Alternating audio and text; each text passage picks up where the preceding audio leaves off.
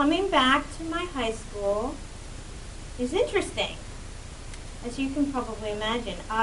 When I was here, I probably felt the least like myself, the most vulnerable, the most judged that I ever had was high school. And you all, my peers at that time, I felt like were my judge and jury. They had condemned me to a life of being less than them, of never quite measuring up. I know you don't judge me because I got you out of class, right? But back then, I didn't realize that everyone was struggling with their self-esteem. Everyone felt disempowered and angry and bored and distracted.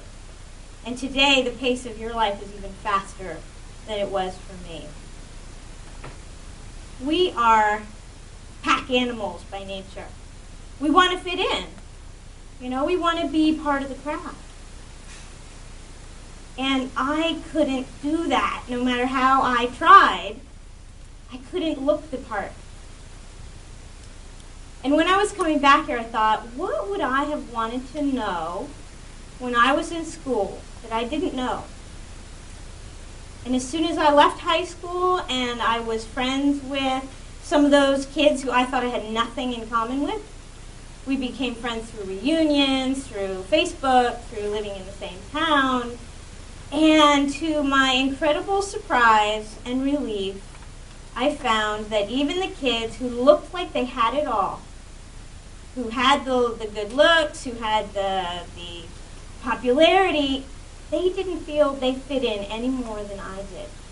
And that may be hard for you to believe, but it's the truth. It's the truth. We can cover it up pretty well. People thought I was a happy kid in high school.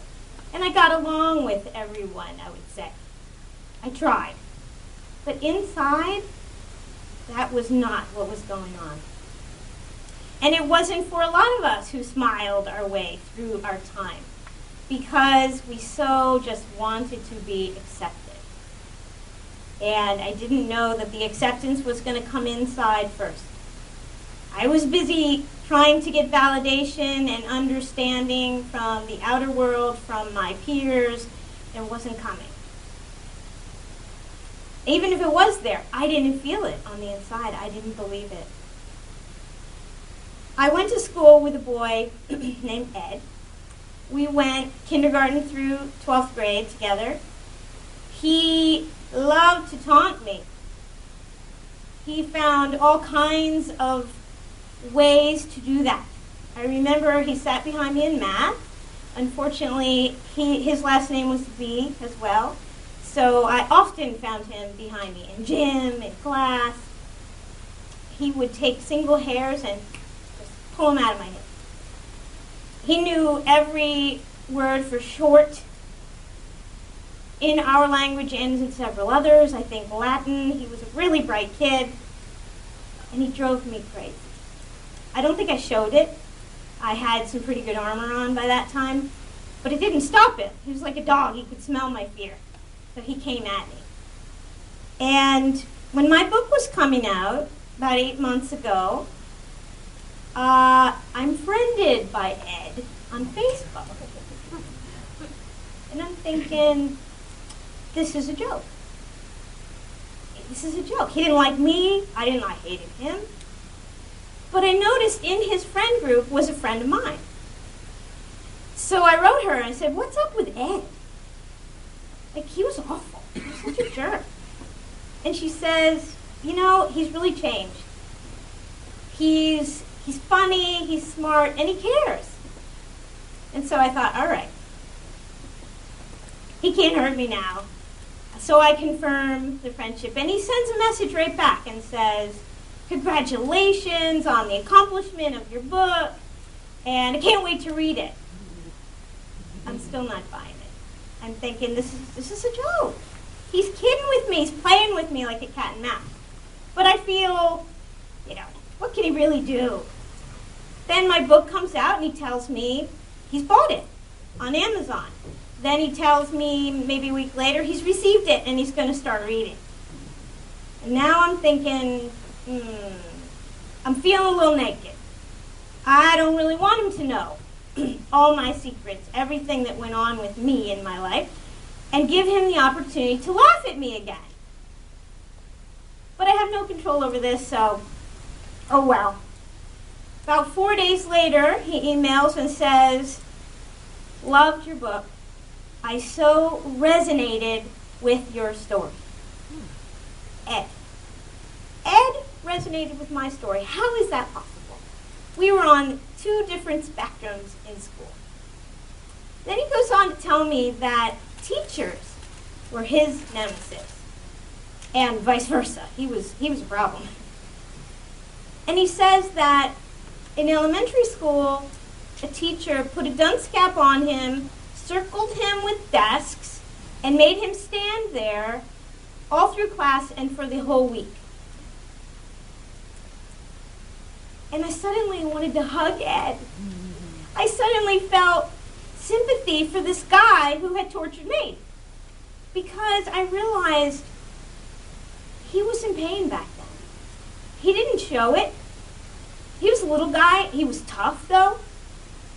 But the big kids picked on him. He was not an athlete. He was super smart. He was probably off the Richter scale for most of us. And so I think he was probably really bored.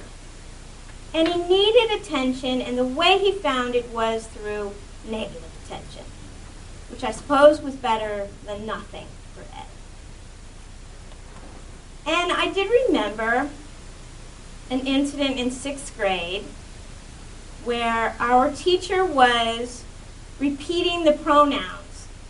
He, she, it. He, she, it. He, she, it. And suddenly Ed stands up and bellows out, "Tell him to clean it up." And all of us were just scandalized because it's 6th grade. And our teacher has just said shit. And Ed has called her out on it. So, needless to say, she loses control of our class for the rest of the time. No one is paying attention. And this was Ed's gift. He could do this to teachers nonstop, but they began to give it back to him. It was a power, pressure, awful situation that he got himself into, and he couldn't get himself out. I felt the same powerlessness. It just looked different, but it really was the same. Another boy I went to school with friended me, and I thought, okay, I didn't know him, but fine, or know him well. I knew who he was. And he writes to me, "I'm so sorry for the way I treated you. I wish I could go back and do it differently. I've carried the guilt of this for many years, and I'm glad to have the opportunity to say I'm sorry." And what was really weird is I didn't remember this guy teasing me, which just shows you how many did. But his must not have been too bad. So I write back to him, and I tell him this, and I appreciate his honesty, and I appreciate that he wants to make peace with this. But I realize, no matter what, if you're the one who's giving that nasty treatment or the one who's receiving it, there are repercussions. For poor Keith, who carried it around for all those years, for Ed, who brought it on himself, for me, who believed what people were saying about me. I didn't listen to my heart that said, "You're fine, you're just like them. You may look different, but our similarities outweigh our differences in every case." And you're going to find this, hopefully before you leave. For me, it was after I left when I realized we all were feeling on the outside looking in because we weren't looking from the inside. That's where your real joy is. That's where your real connection to who you are, not in the eyes of your peers. And unfortunately, that's how I saw myself for many years. Eleanor Roosevelt says,